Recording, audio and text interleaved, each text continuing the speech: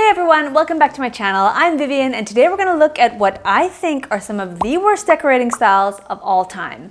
So before we start this video and everyone gets all riled up, let's just all remember that this is for fun and it's just my opinion. So don't take it too seriously. It's all good. Oh yeah, before we dive in, let's just pick the winners from last week's giveaway. Thank you to Hugabox and Norley and everyone who participated. It was really fun. So remember, we're going to have two winners. The YouTube winner will get the Hugabox and the Instagram winner will get the Norley box. All right, I'm going to use this tool called Comment Picker. So I'll just pop the URL of my YouTube video in here, get all the comments, load them up, then hit start.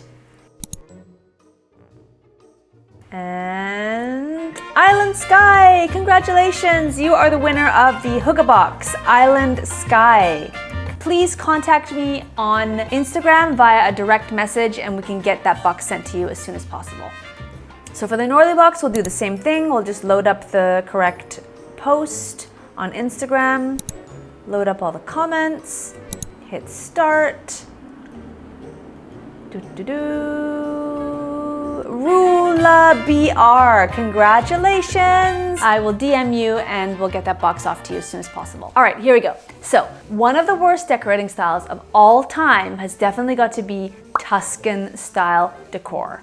The first thing to understand about Tuscany itself is that it's a region in Italy. The famous cities of Florence and Pisa are in Tuscany, and it was the region where Dante Alighieri, Michelangelo, and Leonardo da Vinci were all born. But in case I lost you there, Tuscany is in Italy, therefore anything Tuscan can only be found in Italy and not in North America or anywhere else for that matter. This very bizarre style emerged in the late 90s or very early 2000s, and it spread like a rash all over North America, not only in residential situations but also in shopping malls and plazas as well. The style is also referred to sometimes as Mediterranean. In these lovely Tuscan style homes, you can find the following things: a lot of wrought iron, oil rubbed bronze, the overuse of saturated warm colors, ornately carved oversized furniture, dark granite counters, cherry cabinets, and terracotta tiles everywhere. These are just some of the delightful elements that you can find in North American Tuscan decor. I don't think any of the Tuscan elements on their own are necessarily all that offensive. It's just that North American Tuscan style takes all of those elements all at once and mashes them all together, and it just looks completely overdone and it makes my eyes bleed. There's no need for every edge of your kitchen to be beveled and every piece of wood to be intricately carved and every surface to have molding. So if you're stuck with a Tuscan style home or kitchen, what do? If you don't opt to burn it down, there are some options. You can basically just try to streamline things a little bit, because essentially Tuscan decor is a dated style, right? It's about 20 years old. So really the goal is to modernize and lighten things up and make things a little more airy. So start by lightening the color palette. If you've got a dark red or a dark color, pick a lighter paint. Try using more streamlined fixtures, not only the lighting fixtures, but also the tapware. Sometimes it's a little too ornate. Remove extravagant moldings, and if you can swap out like over beveled countertops as well, that's a bonus. Swapping out cheesy hardware is super easy and effective as well. And yeah, definitely just try to lighten your color palette overall. For me, the next worst style of all time has got to be Shabby Chic. I'm sure you've all seen some version of Shabby Chic before. It's a decorating style that popped up in about the 1980s, and it's actually now sneakily represented itself to the younger generations as something called cottagecore, and yeah, it's basically the same thing with a different name. Overall, I have always found Shabby Chic to look incredibly overdone, cluttered, and claustrophobic. All the doilies and frills and huge pink flowers and ornamental bits and bobs are just not my cup of tea. It's the faux distressed furniture in Shabby Chic that I really have a problem with. And don't get me wrong, imperfect vintage pieces are very charming if they're authentic vintage or antique pieces. I would definitely encourage adding those into your decor if you can. But like those 1980s French provincial style dressers that everybody started buying in the thrift stores and then painting turquoise and distressing and then like trying to sell off for a profit, saying that like they were actually improved versions of the originals. Like, can we stop doing that? It's really time to stop distressing furniture and painting it turquoise. Anything new that's been treated to look old just looks cheesy and tacky, and I don't like it. I think a lot of people think shabby chic looks like a style that would be found in like a French or British country home, and maybe that feels nostalgic or cozy, but I think if you want a traditional cozy look for your home, I would suggest you opt for antique inspired pieces with traditional upholstery, elegant curved lines, and normal finishes, definitely not intentionally distressed finishes. If you are set on having distressed finishes, invest in authentic pieces that have real patina and aging. And if you're stuck with like 70s, 80s, 90s, dark brown wood furniture that you can't stand anymore, that you really feel like it needs to be updated or lightened up, then by all means, paint that shit.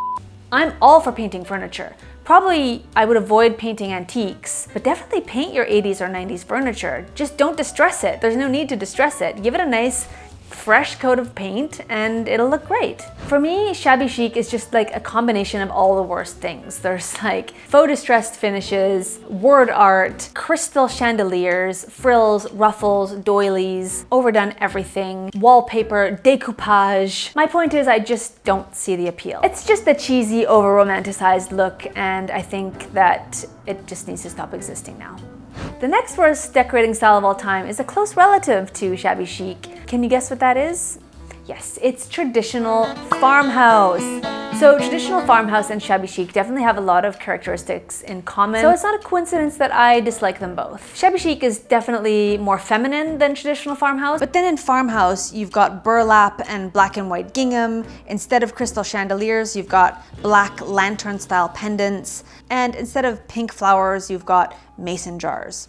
Certain American television personalities, I think, definitely confused people into thinking that traditional farmhouse could look good in any home when in fact it really doesn't. So then it starts to get out of hand because, you know, the big box stores catch wind of these trends and then they start pushing out these products which the masses then start to buy. Then people start DIYing these things, Pinterest becomes oversaturated with them, and it's just a big mess. Rustic traditional farmhouse actually doesn't really look good anywhere, in my opinion, unless maybe you live on an actual farm. And even then, I would recommend that you go for a modern farmhouse instead of traditional farmhouse. I understand how people are drawn to some of the elements of farmhouse, but I think you can take those elements and use them in a classier way, I guess I want to say. Modern farmhouse is a style that I can absolutely get on board with. I actually wrote a very in-depth article on modern farmhouse that I would recommend you check out if you want to go that route.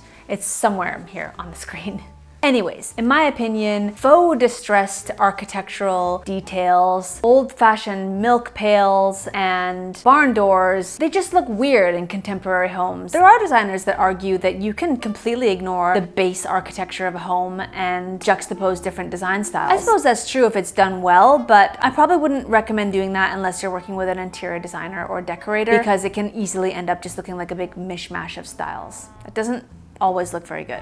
Okay, so glam. Glam is one of those styles that can actually look really good if you're 12. So let's sum up glam, shall we? Or what is also known as Hollywood Regency. So in a glam room, you'll generally find an assortment of items that are metallic, chrome, or lacquered. Then you'll have over-tufted furniture, possibly in velvet, with some faux fur pillows, some animal prints, an abundance of mirrored accent furniture, crystal chandeliers, a lot of gold, and to top it off, maybe a Chanel pillow and a black and white poster of a famous actress. There isn't really anything glamorous about this, it just looks tacky. Glam actually has some really interesting elements that come from Art Deco and mid-century modern. It's just that, unfortunately, with glam, we've got another situation where it's Pinterest and dollar store DIYs gone wild again, where everyone started spray painting literally everything gold and silver and just ruined everything for everyone. If you have your heart set on using glam elements in your room, then I guess my recommendation would be to try and blend them with another style. So if we've got this overly shiny, glitzy, sparkly stuff, try and counter it with something a little bit more natural. So try and maybe bring in some rattan or some leather to try and counter all that shine. And you'll be well on your way to creating a more blended, less obnoxious style. I definitely have a few more styles that are very high on my worst decorating styles of all time list, but I think I'll save that video for another day. So if you don't want to miss it, be sure to subscribe and I will catch you next time. Thanks. Bye.